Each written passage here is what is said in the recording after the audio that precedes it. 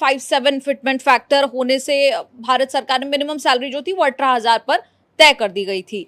Fitment factor इस बार कितना होने का अनुमान है? आपकी सरकार से क्या मांग है? और एक बार फिटमेंट फैक्टर है क्या, वो भी बता दीजिए।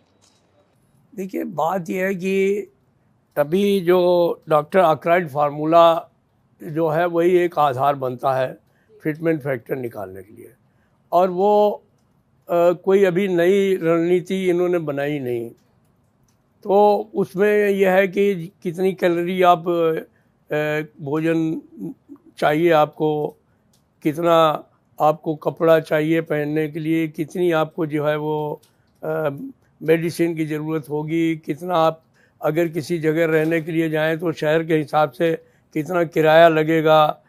तो ये अगर आप ट्रांसपोर्ट इस्तेमाल करते हैं तो वो कौन सा ऐसा शहर है जहाँ पर कितना पैसा आपको ट्रांसपोर्ट में होगा, ये तमाम चीज़ों का कैलकुलेशन जो है वो डॉक्टर आर्कराइट फार्मूले के हिसाब से करते हैं। तो उसमें एक जो है वो आता है कि इतना परसेंट अगर तनख्वाह बढ़ जाए तो इसको कवर किया जा सकता है। इसमें सीपीआई भी इंक्लूड होता है जो कि हमारे डियरनेस फैक्टर को तय करने का काम करता है।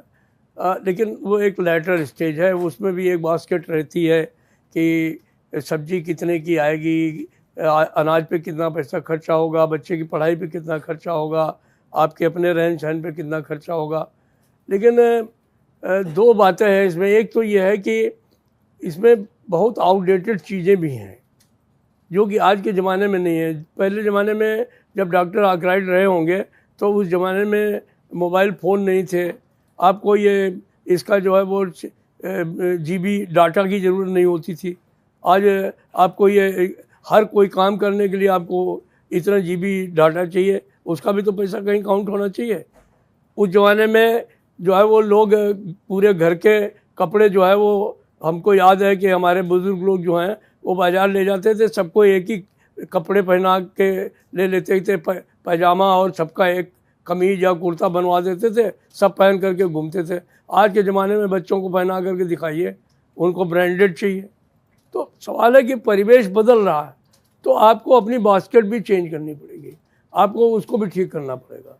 तो ये एक ऐसी चीज़ें हैं जिनमें कि हमारा सीपीआई इंडेक्स डीए के लिए और फिटमेंट फार्मूला डॉक्टर आर्कराइट फार्मूले से थोड़ा अलग सोचने की ज़रूरत है। और अब की बार हम लोग अभी से इसकी तैयारी कर रहे हैं कि हम सरकार के सामने एक तथ्यपरक जो है वो चीज़ें रखने का काम करें, जो बिल्कुल जिनका कि यूटिलाइजेशन होता है, जिन पर कि आज परिवार चल रहे हैं। एजुकेशन का मामला आप ले लीजिए, आज कोई भी एजुकेशन मतलब इतनी महंगी हो गई है कि आदमी एक बार चाहे खाना नहीं खाए अपने बच्चों को पढ़ाना चाहता है, बट उनको एक अच्छी एजुकेशन देना चाहता है।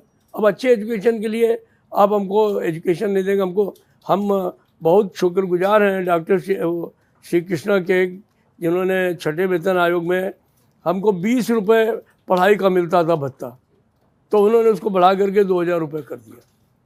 जब हमने उनको रसीदें दिखाई कि आप देखिए ये 20 रुपये में कहाँ पढ़ाई हो सकती है, तो ही वॉज शॉक कि ये तो बिल्कुल मजाक हो रहा है। तो उन्होंने खैर किया और हॉस्टल फीस भी दी, सारी चीज़ दी, तो उससे आज कम से कम बच्चे जो हैं सरकारी कर्मचारियों के, वो भी अच्छे स्कूल में ठीक जगह पढ़ने की स्थिति में। वही स्थिति जो है वो करीब करीब मेडिकल में भी होती जा रही है। इतना ज़बरदस्त चेंज हुआ है, निजी अस्पताल खुल गए हैं। अगर आपको ज़िंदा रहना है तो आपको मेडिकल के लिए भी कुछ न कुछ इतना पैसा आपके पास होना चाहिए कि आप जा कर के उसको जो है वो अपना इलाज करा सकें।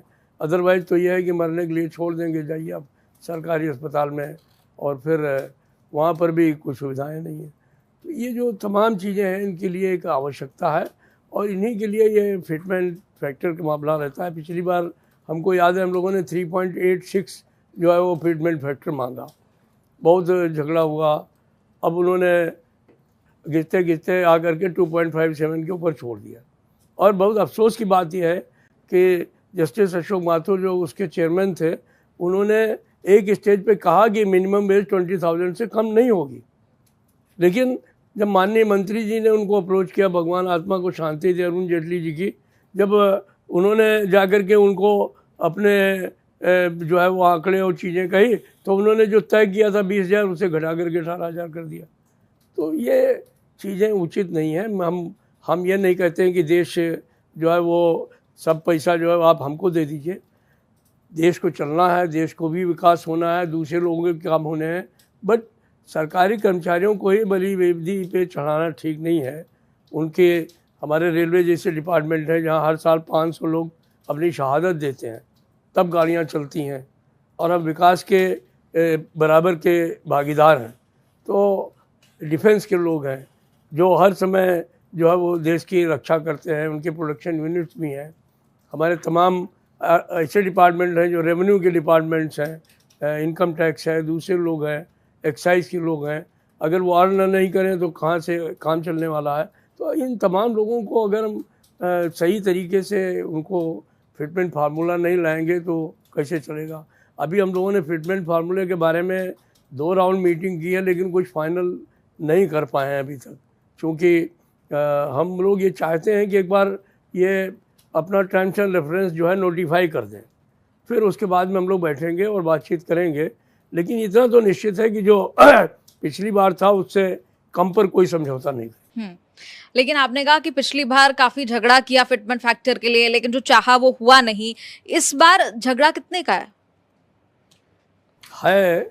झगड़ा है लेकिन अभी भी है, लेकिन अभी आज की तारीख में इस बात पर बोलना थोड़ा मेरे लिए उचित नहीं होगा, क्योंकि हम लोग सब एक जमात है और हम लोगों ने बैठ करके इस बात का फैसला किया है कि हम लोग फिटमेंट के बारे में थोड़ा अभी मौन रहेंगे तो ज़्यादा अच्छा है।